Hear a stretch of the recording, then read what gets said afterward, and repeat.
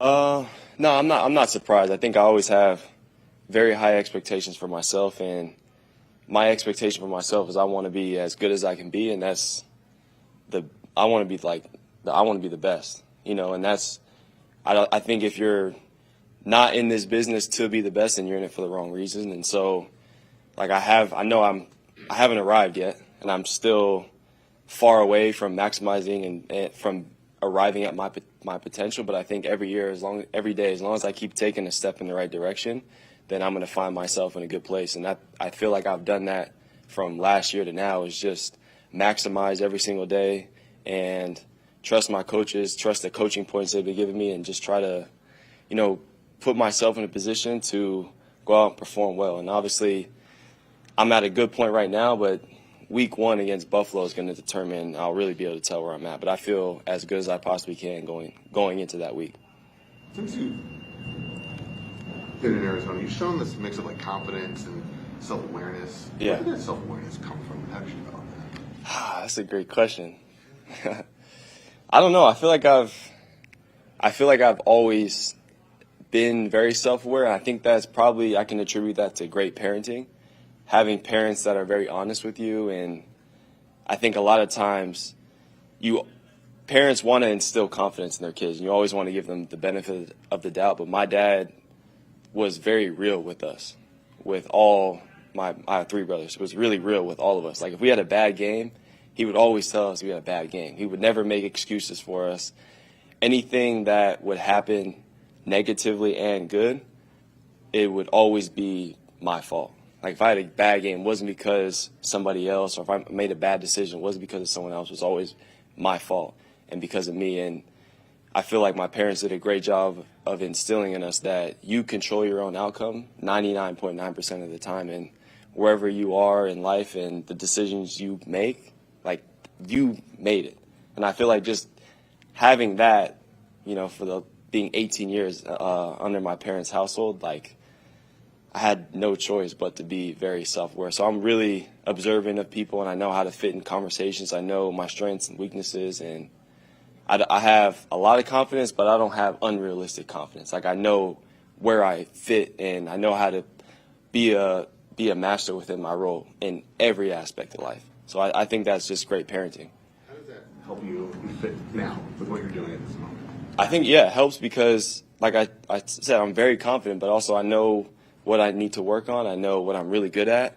And, Coach Terrell, Coach Petzing, Coach Gannon, they gave me like 3 to 5 things to work on this offseason. And the 3 to 5 things they gave me, like that, I knew that was going to be what they were going to tell me to work on. And every single day before practice, like I look at those notes and say, okay, I need to work on X. I need to work on this, 1, 2, 3, boom, boom, boom.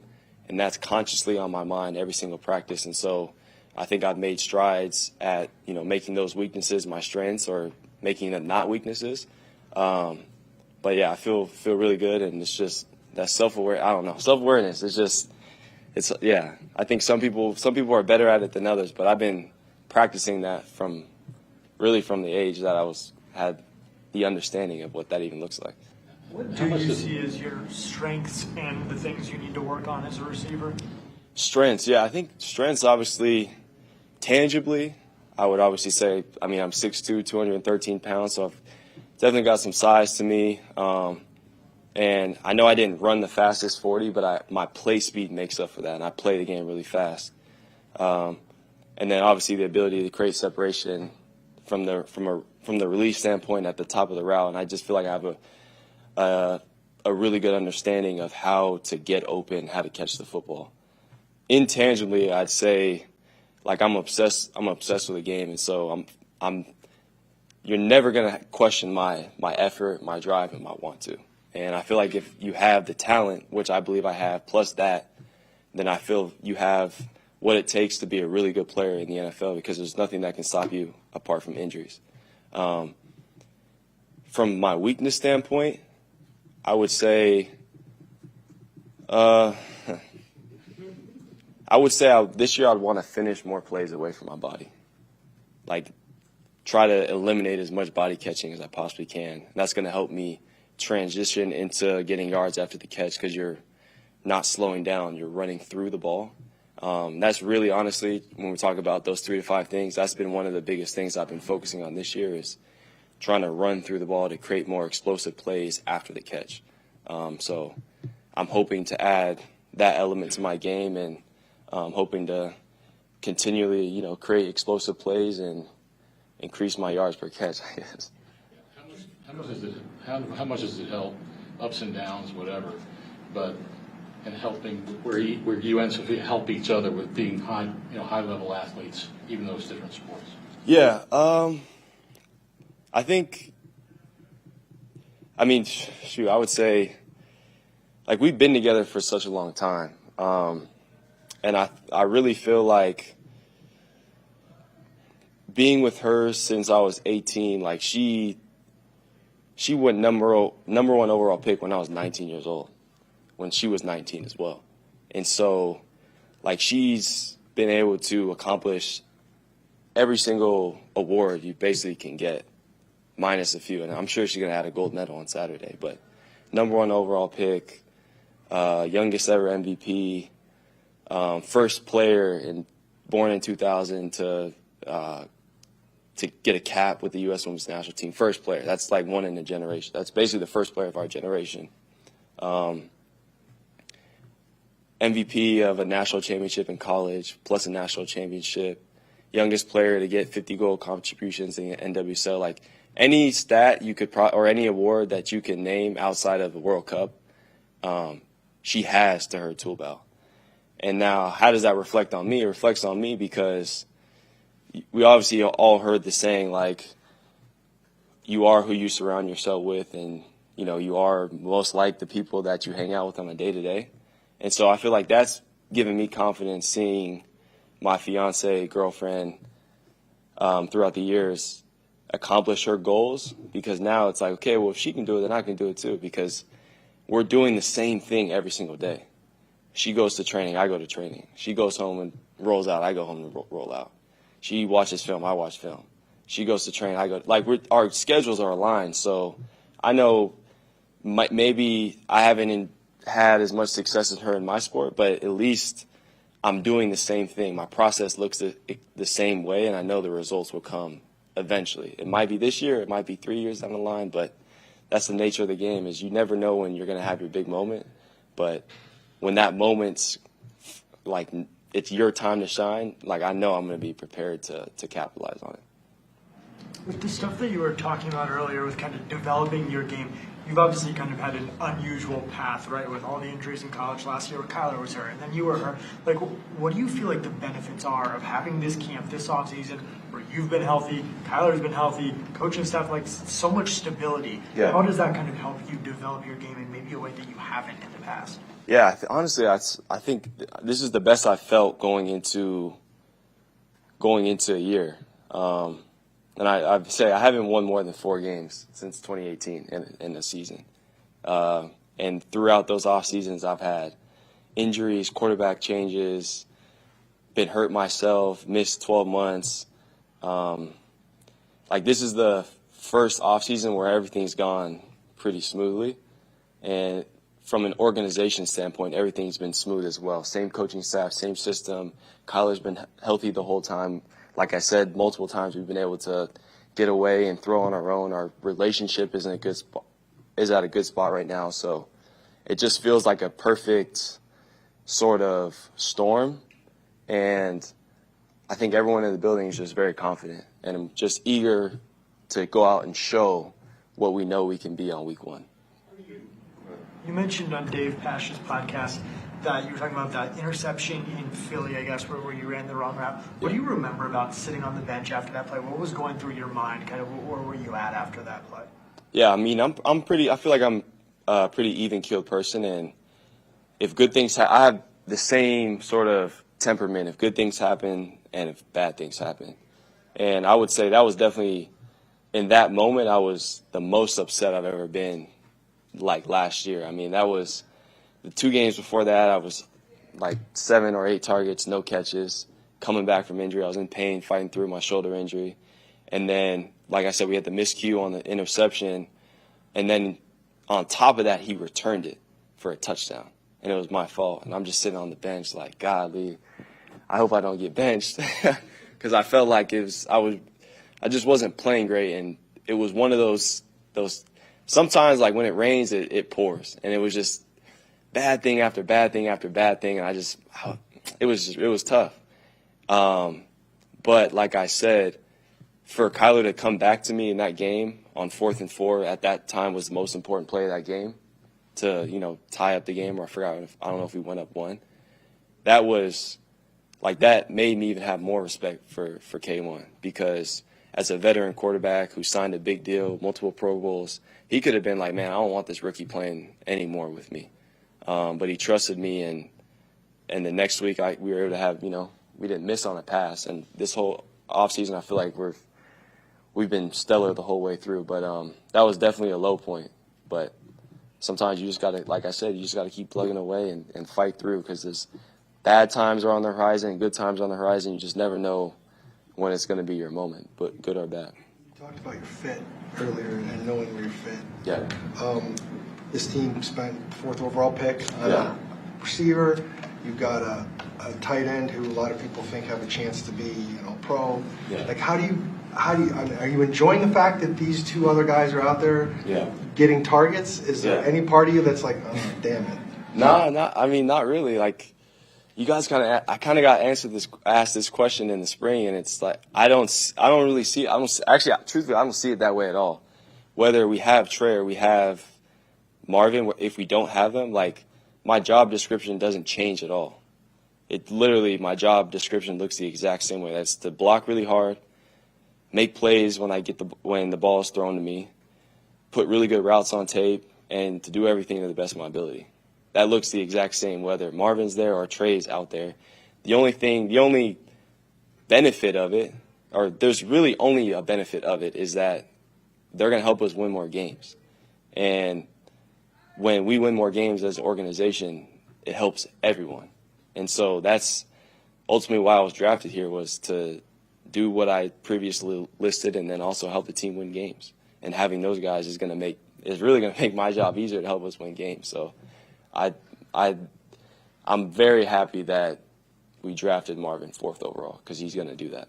As a follow-up to that, how do you either foresee or hope his presence kind of opens up things for and helps you and the rest of the receivers? Yeah, obviously, you don't go 4th overall first receiver if you don't have elite traits, elite tangible qualities with size, speed, ball skills. Like, he's got all of that. So I'm sure week 1 or throughout the course of the season, like, they're definitely going to be conscious of where he is. And so he might draw the number 1 corner. I'm sure that's definitely going to be conversations and defensive meetings and stuff like that. And obviously that might lead to more one-on-one opportunities for me. But as I said, with Marvin or without Marvin, like, I'm going to keep going back to that. It doesn't change my job description, and I don't see it as that. Like, I see it as the exact same as if he wasn't here. How much more do receivers relish in one-on-ones compared to having multiple? Yeah, for sure. That's one-on-one. It's in the game of football, especially as a wideout, there's a lot out of your control. Like, just to catch a pass, so many things have to go right. Right, we have to get the snap off. Then the O-line has to pick up the protection. Kyler has to make the right decision. Kyler has to make the right throw. Hopefully a defensive lineman doesn't bat the ball down. Then you have to win your route. When it comes to one-on-ones, cover 1 or cover 0, and you know the ball's coming to you, and just say all else takes care of itself and Kyler's able to get the ball off, now you control your own fate. And that's a few times in a game. And you might come up, 5 or 10 plays where you get one-on-one coverage, you know the ball's coming to you. Like, you have pretty much 100% of the play in your control. And that's why I think receivers relish the opportunity to get one-on-one coverage, because now I have a little bit more control. I kind of can control my own destiny, and with zones and, like, zone coverage and all these weird coverages that defenses play now, like, you don't have a lot in your control because they can call the perfect coverage. You can run the perfect route. But sometimes the way the coverage is, you're just not going to be open because there's going to be a defender, where you're running your route at. So You mentioned the blocking as part of your job. I would guess that this coaching staff really loves having you in the lineup because you do that pretty well. Yeah. Have you always been a guy that enjoys blocking? Because this team has had some very, very high-profile receivers before that had to block and didn't particularly like it that much.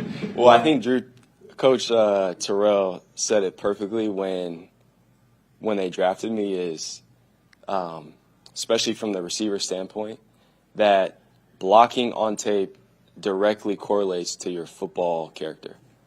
Like that's when you see a guy blocking on tape, even if he has 0 targets or 2 catches and he's still blocking his ass off, you can tell he really loves the game and he loves his team. And like that's a controllable, and I feel like that's the way I can directly impact the game and help us win games is by, blocking my ass off, because they might not be glorified, but some of those you can spring explosives just by giving a little bit of effort on blocks. Spring first downs.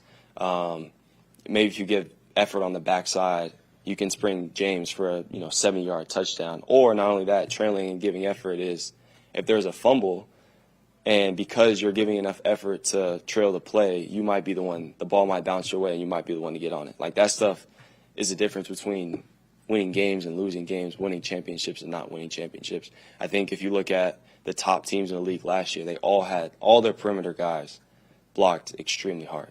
Amon-Ra, St. Brown, Brandon Ayuk, Debo Samuel. Like those guys give extreme effort on the perimeter. Puka Nacua, Cooper Kupp. Like you wonder why those teams win is because they got guys on the perimeter that they can control and are team first guys. You mentioned zone defense a second ago. Where do you feel like you're at against zone compared to a year ago?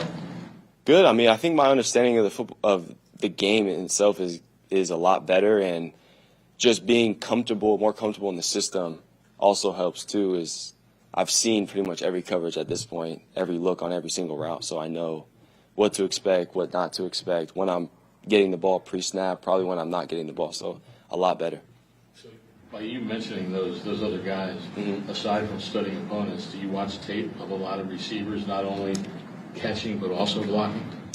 Yeah, for sure. I mean, when we play Buffalo week 1, I'll definitely watch, like if they played Detroit last year. Me and Almer are pretty good friends. We trained together during the offseason, but I'll definitely it's just interesting to see, okay, if a guy puts up 1,500 yards in the season, you want to see what the tape looks like and why they're able to put up such big numbers and garner so much respect. Obviously, you don't do any of that by accident.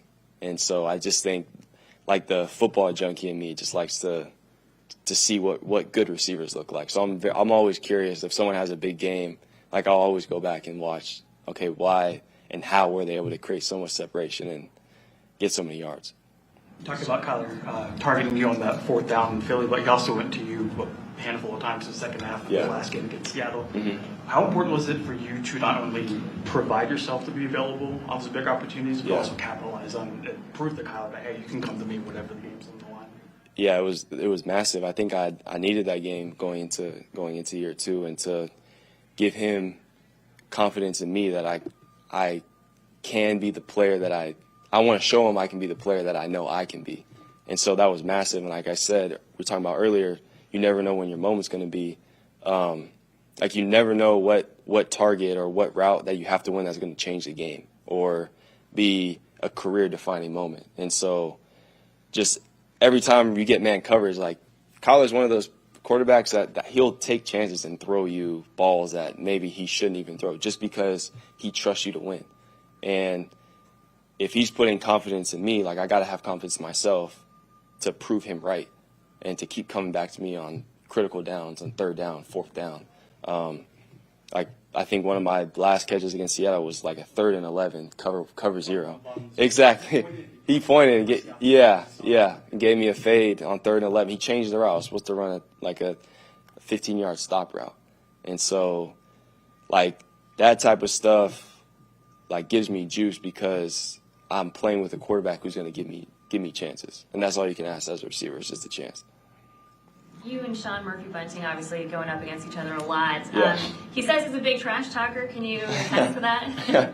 Yeah, he's a trash talker. I'd say in his own way. He's respectful and a good dude. So I think a lot a lot of times when we think about trash talkers, we think about being like disrespectful and wanting to cause fights. But you can talk a little trash, but still be friends at the end of the day. He's definitely like that. Thank you, guys.